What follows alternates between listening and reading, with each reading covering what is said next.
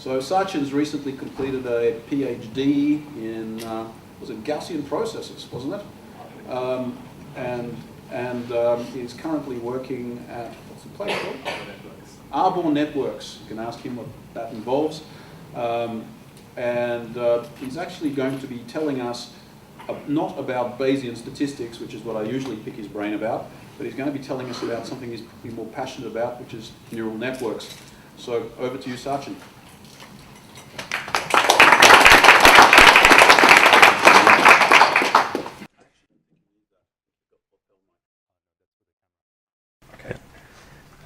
Let me just set this up.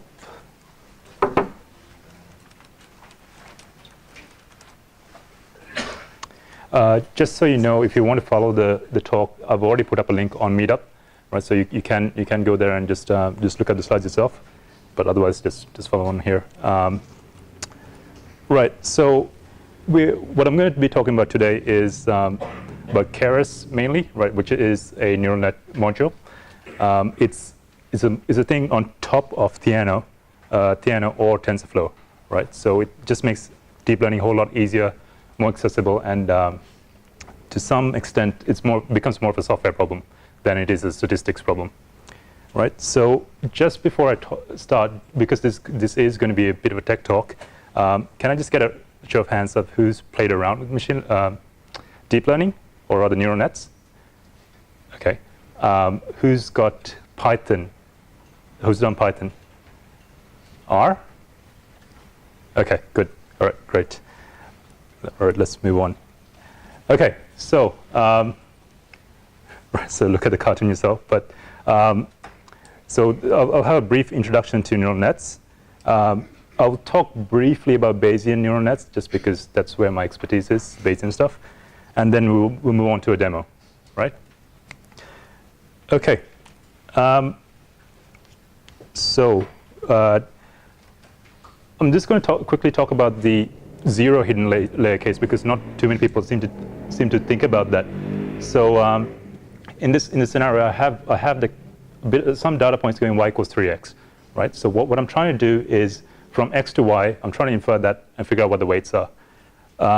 One way to do that is to look at this some sort of error function, right? So minimize the squares. The most naive way to do that is forget about the gradients. You can start moving around what the weight is and try and minimize that as much as possible, right? So and moving on to the second, so still on the zero hidden layer case, if I have two things going 3x plus 5z, you can move around the weights and then figure out what the function y is supposed to be. Oh, sorry, rather what the function f is supposed to be. Okay. Things start getting a bit more interesting when you consider the first and the second hidden layer and so on, right? So you still have the first layer where it's just a linear thing where it's weighted x and z. And then the final layer, the thing in yellow, you start having activation functions, right? So that's when things start getting really interesting. So again, the idea is to try and figure out what the weights are. That's really the hardest part of deep learning, to train it so that you can get the weights. The reason that I have the second thing over here is just I like to compare it to the Fourier transform, right? So I'm trying to get this repeated step function, right? And the task is to find these weights. So on this axis is to try and find the weights of each of these sine waves, right? So the analogy is like if you think of the sine waves as activation functions, the task is to find the weights. Okay. Everyone with me so far? Okay. Okay. So what's new about neural nets? It's been around since the 70s, right? So the first 4 points. So using the stochastic gradient descent, GPUs. So they're fairly standard things that's been shown as going. This is what's greatest. But personally, for me, the automatic differentiators it's been the biggest thing that's made things more useful, right? So it's made it available for a bigger community, because before this thing called backpropagation is really what held people back from using neural nets. You had to write your own gradient descent so that you can find the best weights, right? So now you don't have to worry about any of the the gradients that's automatically differentiated for you, right? So you can really go crazy with Theano, TensorFlow, whatever it is.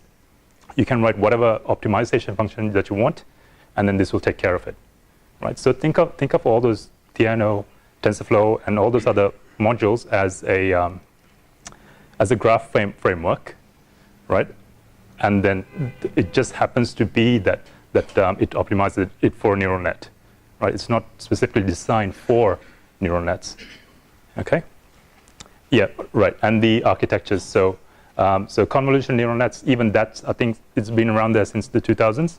Right? So it's not that new, but anyway, I'll talk about LSTMs in a bit, right? So it's used for time series data. Okay. So has anyone played around with convolutional neural nets? Yeah. So convolutional neural nets is used for images, right? So it's really made. So if you have Google Photos, for example, and you search for dog, you will get images of dogs in your phone, right? And that's using convolutional neural nets. So I think for some people, convolutional neural nets has been really a big step from going from normal neural nets to CNNs. But if you start thinking about CNNs as just a constricted version of neural nets, things start getting easier, right? So for example, if I look at the green box, think of everything around it as as the weight being constricted down to 0, right? So that's the first concept, and the second concept is that you tie the weights. So when you're moving along that thing along, you're just copying those weights across, right? So anyway, again, I don't want to get too much into the details, but it's just a version of neural nets. Okay, and there's the for time series data, there's this thing called long short-term memory modules, right? And it's done pretty amazing stuff when you have patterns, and it doesn't necessarily have to be recurrent patterns. Oh, sorry, let me start again. The recurrent patterns, it doesn't have to be sinusoidal or cosine based, right? I'll go through an example if I have the time, but so before there's RNNs, so recurrent neural nets, and what's new is the LSTM stuff. So, and there's another one called gated recurrent units. All of these things, so when we're using Keras, it's just going to be a simple function call. Okay, so that's what when things start getting interesting. Okay, how are we going for time? Right. Okay, so right. So overfitting. I think what the traditional thing that used to be with overfitting is that people just did a L2 norm or a L1 norm and then try to bring the weights down to 0. Right. So that's what used to happen, even with neural nets or any other machine learning package. So I just want to quickly talk about this dropout thing. Now I'm going to confess that I don't entirely understand this, but it's really made deep learning, learning the weights rather quite effective in the sense that the weights are stronger. It's better for some applications. It's better to use dropouts than it is to use L2 norms, right? So to drag things back. So the idea is that every time, for every iteration of the learning step, you censor some of these nodes, right? And with the back propagation, you don't update those censored nodes, right? So what has to happen is that the other existing nodes have to become stronger to keep learning, all right? So that's how I think of dropout, right? So that's a new. So I think dropout is about 2 or 3 years old, right? So it's one of the latest things in deep neural nets, right? So I think one thing that neural nets have been criticized for is how are we going for time, by the way? Fine. Okay, all right. So when we talk about uncertainty, so neural nets have been criticized for not having an uncertainty estimate. Usually, not always, but sometimes what you really want is the quantiles, not the uncertainty, right? So you want the confidence interval of saying, I want the 95th percentile and I want the 50th percentile of where this function lies, right? So for that, all you need to do is change the output function or output activation, if you want to think of it that way. But if you really do want uncertainty, there's this good blog post and a paper of how to use dropout on the outputs, which is quite a bit of a strange concept.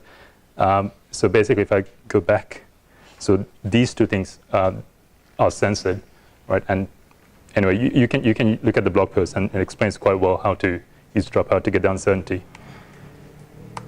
Right. Bayesian learning, right? So being Bayesian and machine learning don't go in the same sentence, right? Usually. But if you start using approximations, then it's fine. So in this case, variational Bayes is what's being used. So PyMC3 is a Python module for Bayesian stuff.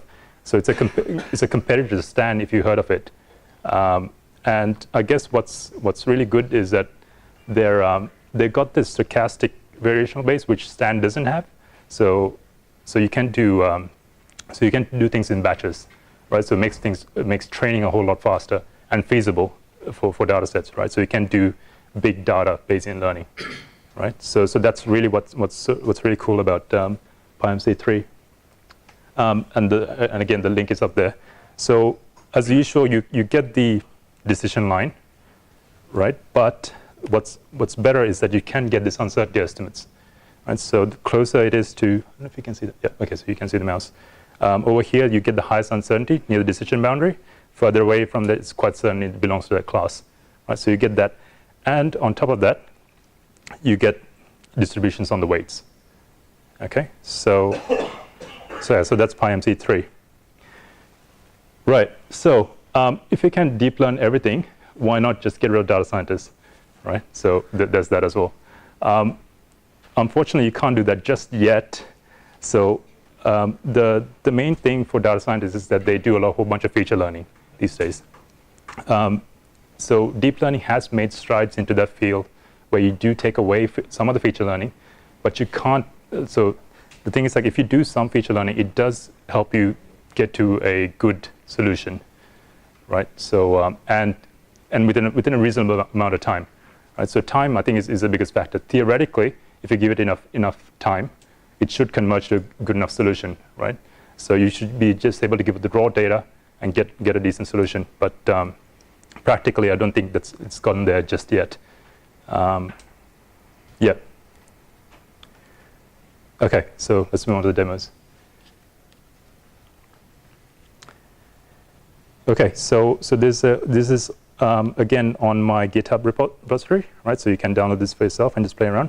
So what I'm trying to do here is I'm trying to, let me try and zoom in. Ah, crap. Okay. So I have this function y equals x squared. I'm going to try and learn this using Keras. What I won't do is split this up into training and testing. Okay, so that's not really the point of the talk. It's just to show that Keras is easy enough for you to use, right? So I do normalize it just so 25 is the highest value. So I want to get things between 0 and 1. It's just something that you do. Right. So with the fitting, so in the 0 hidden case, right? So the y equals. So if I go back to here. So I'm talking about this scenario, right? So I'm trying to learn a single weight, just one weight. These are the 4 lines that I had to do, right? So I just had to say that the input dimension is 1. The ADAGRAD is optimized that you can just leave it as it is, right? So I think if you don't choose this, it chooses the default values, right? So I didn't have to put that thing in. And then you start learning. Okay, so 4 lines of code to do all of that. And then 5th line to predict. So in this case, I get this one straight line. Okay, one straight line because I only have one weight. Okay, if I increase this to, so now I'm going to add one hidden layer. So I just had to go, oops. So this thing over here is saying, so I have two hidden nodes in that single layer, and the activation function's ReLU, right? So I could have chosen sigmoid one, like I showed before. So the activation function for this simple example, doesn't matter too much. Right, again, fit it and predict, and I end up getting this function. Right. If I happen to run this again, it will give me a different answer, but that's because it's just going to a different local minima. Right. Anyway, besides the point. Right. So if I increase the nodes to 32, I get better. And just to show you two, okay, so this is how you do two layers. Just go add that layer. Okay, and then I end up learning that function. Right. So, so this couple of lines of code is enough for you to start using Keras. Right. So the point of this talk is not to try and teach you everything that there is about neural nets, but to go home and try this thing out. Right. So it's pretty much an off-the-shelf machine learning technique now. Right. So there's that. And if I was to do this in TensorFlow, again, you don't have to worry about the gradients, but still there's a bit more to write. Okay, so this Keras thing is a layer on top of either TensorFlow or Theano. You can choose whatever you want. But yeah, so things like matrix multiplications and stuff like that, you don't have to worry about in Keras. Okay, it kind of does that all for you. Last thing, just to finish off, I'll just show you a LSTM thing. So a time series. So this is a cosine curve. So I want to try and learn this using my LSTM Keras functions, right? So I'll just show you how simple it is to do this in Keras. And in that add function, I just literally have to say LSTMs with how many nodes there is, right? So in this case, oops, it doesn't really do that much of a great job because it starts dying down, right? But before that, let me just get to so if I just use normal neural nets, right, without the LSTM component, because keep in mind, if you know that it is a time series problem, you should start using LSTMs, right? So it's designed specifically for time series. So in this case, if I use normal things, so this dense instead of LSTM, I end up getting this thing. So what will happen is that this curve will start dying down off to 0 after a while, okay, and you won't get anything. And over here, so what I've done is it's a 2 or 3 layer LSTM, so layer on top of layer of these LSTMs. I end up getting this, but the phase is a bit off. Okay, so it was actually worse off when I had one less layer. Right, so you can keep adding layers until you get a reasonable fit. So yeah, so that's it with the talk. And any questions?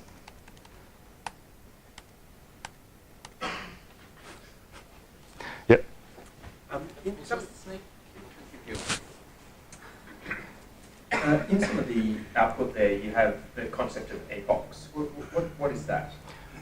So Epoch is a run of the entire data set, right? So say I have, I don't know, 320 data points, and then I choose a batch size to be 32. So batch sizes is just so that you can speed up the training. So you randomly choose things. So for my understanding, if it does that 32 batch thing 10 times, that's one epoch. So effectively, you ran through that data set. Yeah. So you do multiple times to make sure it's converged. Yeah. From an industry perspective, is there any practical examples you can give? Practical example for neural nets. I don't have any at the moment, but like I think Google Photos was the best example I could think of, right? So that's an image training thing.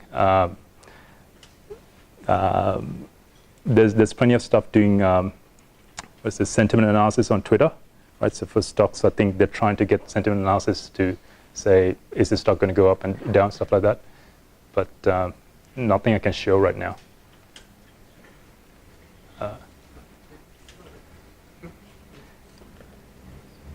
For the LSTM, which is the input that you use for the neural network, and which is the output? Okay, let me just go back to that. So are you talking about this specific line, or are you talking about something else? Well, just from a conceptual point of view, what is, I mean, is, you're saying it's a time series. Yeah. You are trying to predict at a certain point, let's call it T0. Yeah. Then your input is what? All the sequence before T0? Right. So in this particular case, I've taken the last 100 time points, right? So I should mention one weakness of this is that you have to have certain time steps. You can't have a concept of like 0.5 of the time, right? So you need to break it up in that sense. But otherwise, this whole 32 means that there's 32 hidden nodes, and each LSTM is, so there's a whole bunch of LSTMs linked to each other, right? And there's 32 weights that I'm trying to learn, and that's what it's. But in every training step, you show to the network 100 points of the sequence. 100 previous points, right? So I have 100 previous points and one y point, and then the next 100 another y, and so on. But where is, I don't see the 100 here. This is what I Right. Okay. So that, yeah. So that I guess I've done it up here to. So that's more of a Python thing where I've broken 100 of these points and given one y point. This, yeah. So your initial layer has 100 neural. No. So I see what you're trying to say. Okay. So the initial layer, the weight matrix is 100 by 32. Yes. Yeah. Okay. So I'm next. I have a mathematical background, but not in this. So my question is just about terminology. When you talk about was it hidden functions? Hidden layer. Hidden layer. Yeah. So is a hidden layer like when you had a picture of the Fourier transform? Yeah. Would a hidden layer be all of the functions that are composed to make the main function? Is that what you mean by a hidden layer? Right. So coming back to here, so there's two slightly related concepts, right? So there's hidden layer, which is literally a layer, and it's really got anything much to do with it, right? Is that just the middle layer, or It's the thing in purple. Oh, right. It's okay. So I don't like to think about what's a hidden layer, what's the output layer, and so on, right? So just think of them as nodes, right? Because that in itself is a bit of a confusion. I had that. But I think the main thing that you need to remember is that if you have two things, and if you think of linear algebra, this is going to be a 3x2 matrix for the first, to get to the first layer. Yeah. And after that, you have this, you take the sigmoid, or whatever activation function is, and then you multiply by the weights. Okay. So that's like the hidden layer. So that's for non-simple cases, like stuff that isn't linear, like y equals 5x, for example. Yeah. Right. So I mean, so even the y equals 5x case, I could have done this thing, right? So if the true function was y equals 5x, I could have still tried to learn this thing. Mm-hmm. So what would happen is that in the middle bit, it'll it'll do a pretty decent job, but as soon as it goes too far out, it'll start back down to 0 or something along those lines. Okay. My next question is about, if you can just go to the deep learning slide. Which one? Not slide, page one that says deep learning. No, sorry, it's tab.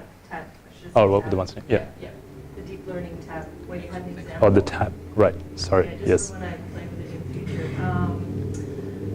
So when you were talking about the nodes, is the nodes the number of points? Like when you did 32 points, obviously, or 32 nodes, sorry, fits better. Is that just the number of points you're using to approximate the curve? Is that what that is, or that's different? Not 32 points, right? So it's just, so if I go back to this thing, there was 32 things across. 32, okay, gotcha. Right. Cool, Yeah. thank you. Yeah. So I guess I should mention that the whole point of deep learning is that instead of going wide, so in this case 3 wide, like you start going deep, right? So I met some person who said that anything more than 2 layers is considered deep, right? And so that's really arbitrary, but that's the concept. How do you end up settling on the number of layers? Is it determined by the problem space, or is it trial and error till you get the accuracy you want? It's trial and error. Yeah. So I'm sure there's a science behind it. So someone's written a paper, but it's not like I'm really new to deep learning, right? So last year I started off with Andrew from Coursera's thing where he did a whole bunch of things, but the point that I'm trying to get across is that deep learning isn't as hard as people think it is. Yeah. So I can't answer the technical side of things in that sense. Sorry. Have the performance of LSTM been compared to ARIMA, for example, and which one is better? So I can only tell by the small examples that are done, right? So I think ARIMA, you only look at the past point, right? And then like sure you have the exponential decay and all that, but the thing. So the reason I chose the cosine curve especially is that I think if you try the ARIMA on that, you'll start dying off. Right, so it doesn't really have that. Okay, I see this pattern coming up. I'm going to forget things, or like I'm not going to have a quick blip or something like that. So it has a very predictable. Like you can see visually that it's dying off. You can see what it's doing. Whereas LSTMs are a bit more complicated in that sense. It captures complicated patterns. Yeah. Just a quick one on that one. Yeah, can I just add 2 cents? I want to ask a question. I've done some forecasting. Neural networks are good for short term, but so if you're just forecasting, lots of data points, lots of history, and you're only forecasting 1 or 2 time intervals ahead, then it works pretty well. If you're forecasting something where you're forecasting 70 or 100 intervals, so you've got, in this example, say 100 history, and then you're forecasting 100 in front, then your more traditional time series abstraction is not as will work better. But did you try LSTM specifically or getting GRUs? Oh, right, okay. Yeah, so kind of on a related point, the big selling point of LSTMs has been that they have this internal gate that allows them to learn essentially really long-range dependencies. Yep. So I'm just curious why you had to stack the LSTM nodes in order to learn that function. So one explanation I have is that maybe I didn't let it train enough, and although I did let it train for half an hour, right? So on my machine, so yeah, so it probably converged to a bad optima. That's the only explanation I have. But you're right, like it should have. Is it a standard practice to stack LSTM? So the general idea is if you stack, it gets better, right? So it just, and that goes with any neural nets, right? So the more that you stack, the better it gets. So yeah. I've got a question here. First of all, thanks for the presentation. Thank you. About the layers, is there a relationship between or across the layers? Are they nested in one another, or is this possible in any way? I'm not too sure about the nesting part, right? But across the layers, so when we come to recurrent neural nets, so you have this concept that the layers within themselves are connected, right? And then when this in itself could be another layer where H0 is connected to H1 when you stack things together. So I'm not too sure if you can nest another thing inside it. I'm sure someone's tried it, but yeah. Okay. If you started stacking multiple layers, will that your gradients will disappear? And is there any practical technique that can prevent? Right. So with the whole gradient disappearing issue, I think that was more of an issue for the traditional recurrent neural nets. So I'm not too sure if it was a problem for LSTMs. From what I read, LSTMs were specifically designed to go around that issue, right? So it works better, at least from my understanding. Mike, I like in the STM demo that you put in 24 minutes. Did you use GPU with it? No. So it's just barely my own laptop. Thank you. Yeah. Are there any other questions? In that case, I think it's a good time to swap over. Please join me in thanking Sachin.